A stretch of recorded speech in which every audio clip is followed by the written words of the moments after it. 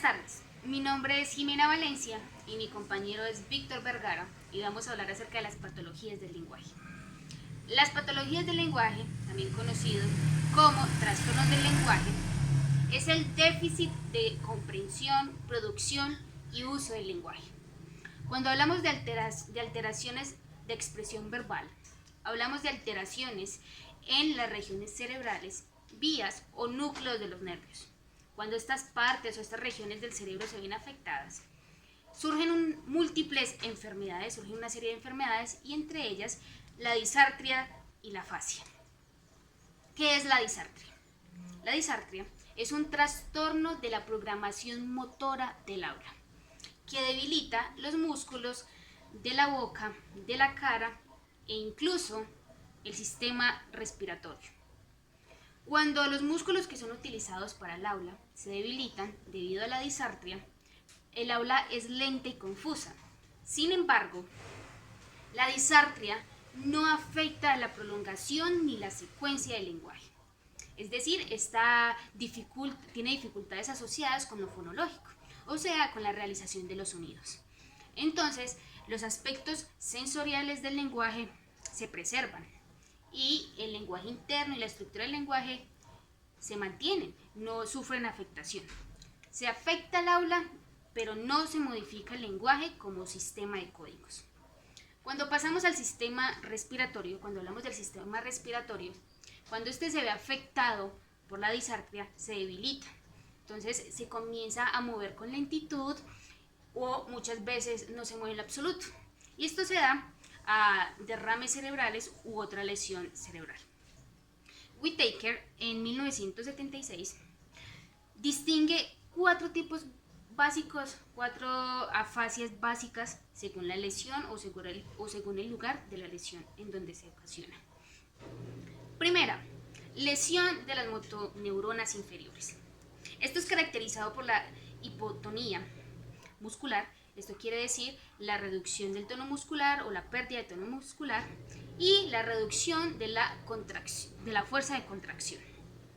Esto dificulta la articulación de consonantes debido a que los músculos de la lengua, de los labios y de la cara se ven afectados.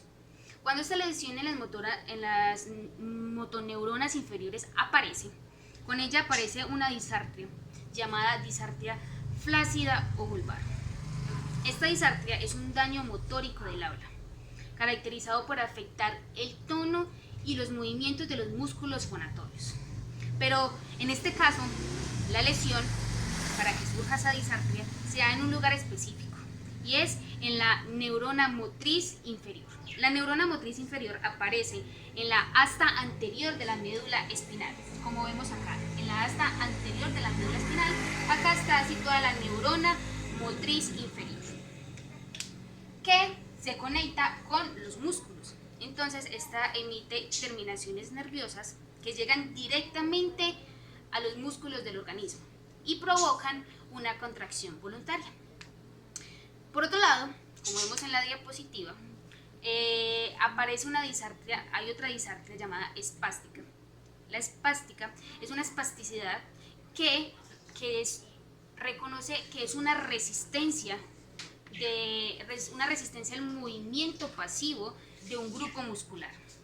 Entonces, en la articulación se aparece un sonido con tensión muscular.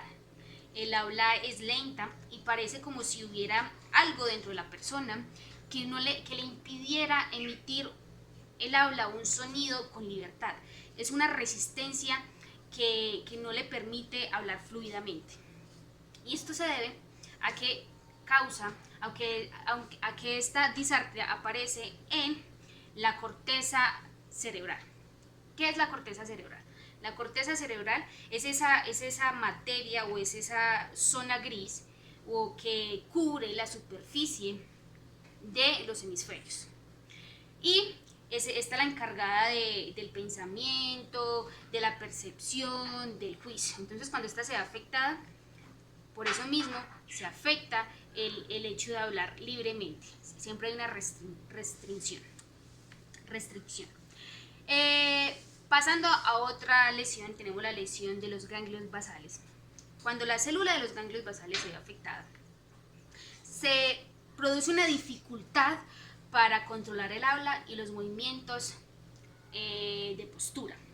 Entonces, cuando estos síntomas aparecen, se le conoce como parkinsonismo, que es cuando la persona tiene movimientos involuntarios, movimientos desordenados, el habla es lenta, y esto se debe a que esto se observa en el mal de Parkinson. Entonces la persona tiene temblores cuando está en reposo, tiene movimientos involuntarios, incluso su habla se va deteriorando. Entonces, cuando los ganglios se afectan, porque la función de los ganglios es controlar el movimiento muscular del cuerpo. Entonces, cuando ésta se afecta, por lo tanto, los movimientos musculares del cuerpo también se afectan. Tenemos las lesiones de las cerebelosas o la disartria atáxica. La disartria atáxica es cuando sufre una lesión el cerebelo, que lo vemos acá. Este es el cerebelo. El cerebelo es una región del encéfalo que tiene como función el integrar las vías sensitivas y las vías motoras. Entonces, cuando este se ve afectado, la persona se le dificulta articular palabras, la persona se le dificulta la prosodia, la persona cuando va a hacer acentuación de las sílabas se le es difícil, y a su vez la emisión de la palabra. Entonces, por eso mismo se ocasiona esta afasia atáxica, porque se ve afectado el cerebelo. Tenemos otro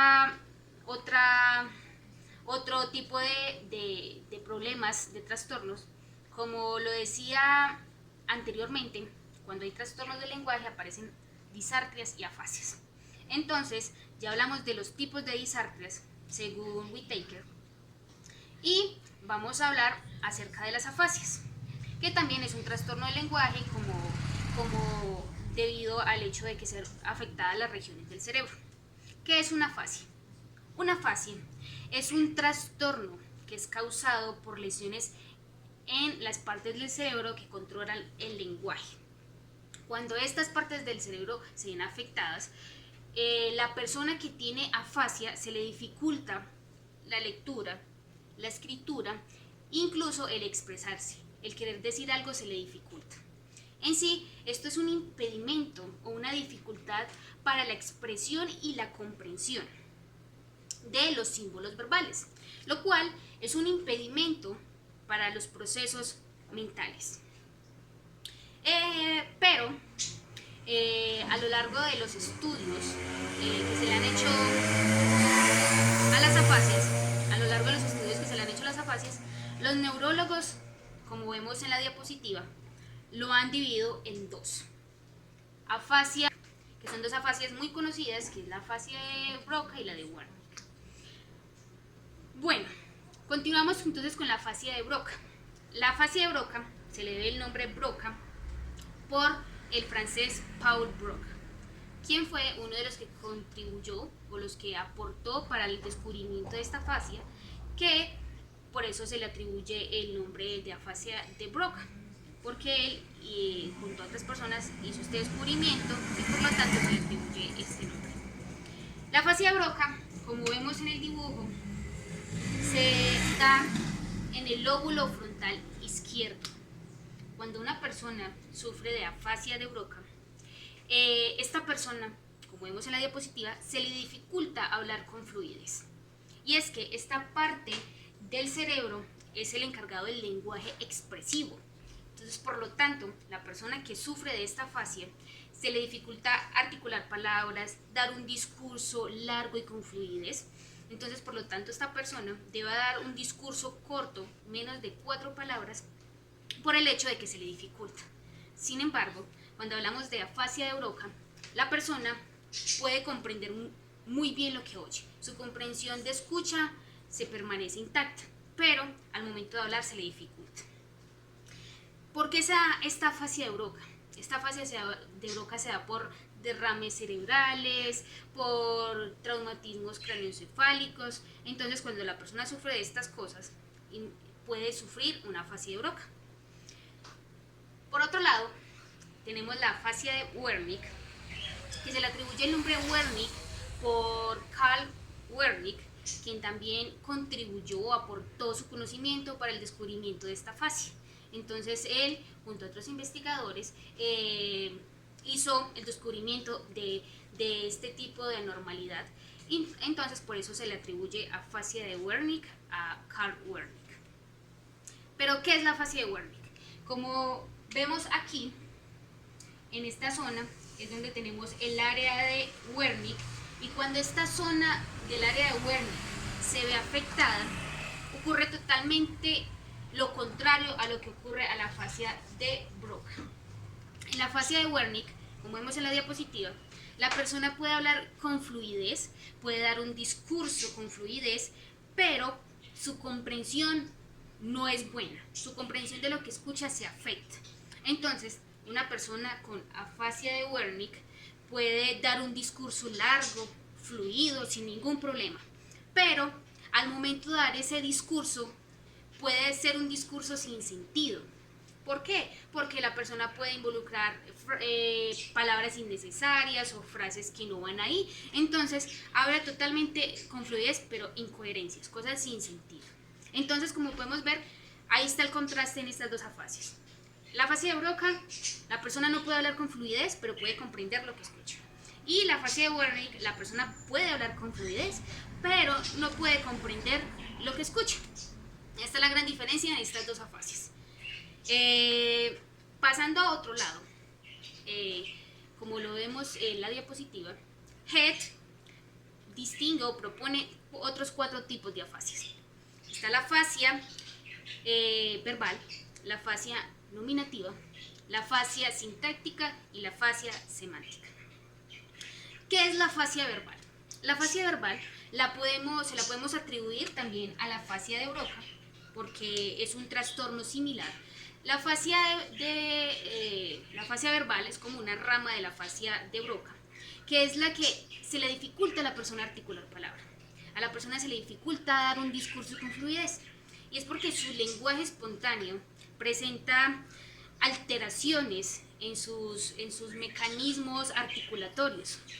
Y además de eso hay vocabulario restringido, aparecen agramatismos, aparecen parafasias fonémicas, y cada elemento sonoro que se emite con esfuerzo, con problema para articularlo. Hay un esfuerzo de articulación increíble para poder emitir un elemento sonoro.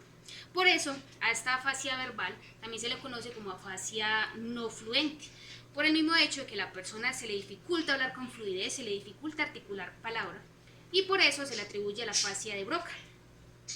Por otro lado, tenemos la afasia nominativa.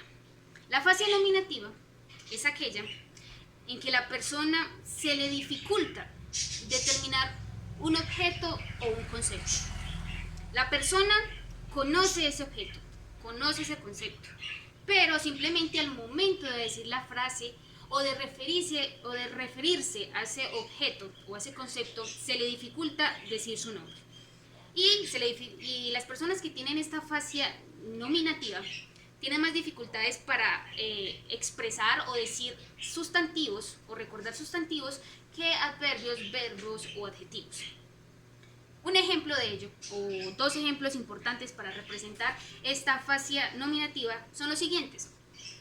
Primero, por ejemplo, una persona puede decir esa cosa que utilizamos para comer, para tomar la sopa o para ingerir alimentos, y que su forma es ovalada en la parte de adelante. La persona conoce para qué sirve ese objeto y sabe que es una cuchara. La persona sabe que ese objeto, esa cuchara, sirve para comer. Pero al momento de nombrarla o de hacer una frase en el que incluya el nombre cuchara, se le dificulta. La persona sabe qué es, pero es incapaz de acceder a ese nombre. Por otro lado, un ejemplo más sencillo, tenemos el ejemplo de que una persona puede decir ese animal de 4 patas que ladra y aúlla.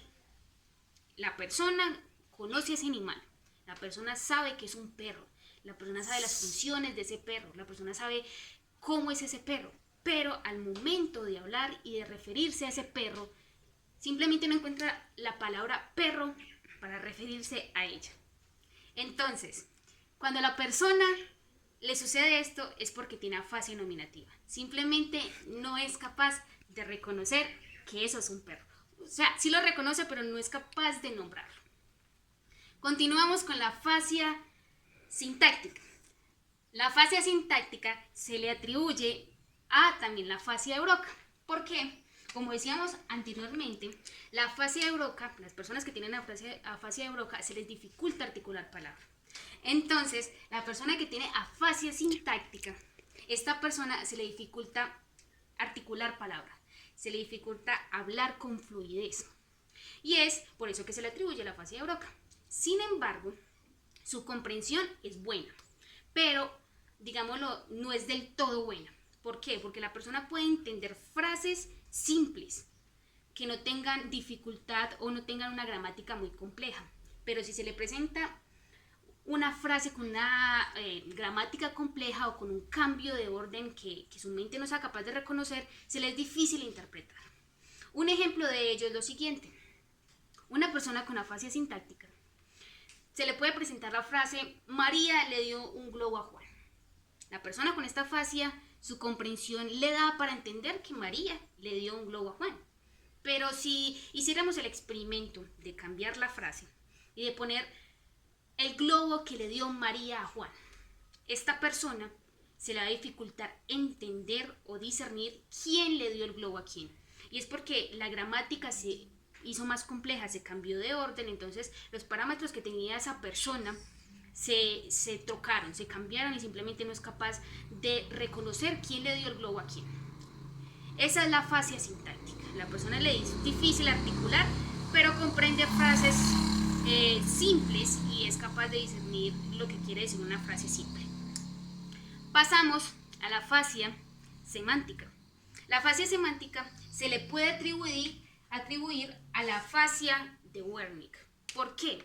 Porque a la persona se le dificulta en la comprensión de las frases. Entonces, una persona con afasia semántica, una frase que se le dé o una frase que él pueda escuchar, se le hace difícil entender el sentido principal, el sentido de fondo que tiene esa frase. Y es porque hay un problema lógico-gramático en él. Y por eso se le dificulta saber qué es lo que quiere dar a entender esa frase. Entonces la persona con esta afasia incluso se le dificulta crear frases.